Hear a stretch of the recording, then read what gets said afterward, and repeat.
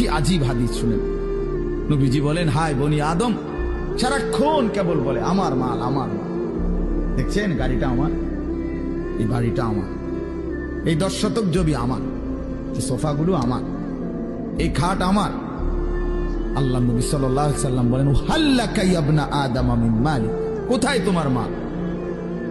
এই বনি আদম, মাল তোমার বলতে কে বললো এগুলো তোমার? এগুলো যদি তোমারই হয় তো তুমি যেহেতু চিরস্থায়ী ভাবে দুনিয়া থেকে কবরের দিকে চলে যাচ্ছ, এগুলোর সাথে নিচ্ছ না কেন? তোমার জিনিস কার জন্য রেখে যাচ্ছ? এই বেটা, ওয়াহাল্লাকা ইয়া ইবনা আদম মিন মালিক, কিরে বনি আদম, তোর মাল কই?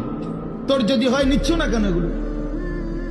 ওমা এই মোবাইল আমার, তো আমি এটা নিয়ে যাবো না সাথে এখন, নাকি ধুয়ে যাবো? কথা বলেন না কেন? তো তুমি তো দুনিয়া থেকে চলে যাচ্ছ, তো নিচ্ছ না কেন এগুলো? তোমার 10 শতক জায়গা নিবা না?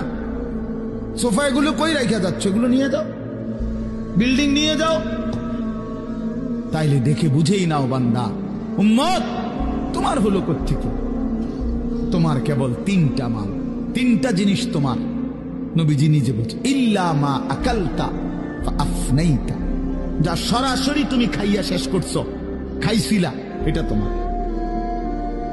আও লাবিস্তা ফাআবলাইতা, যেটা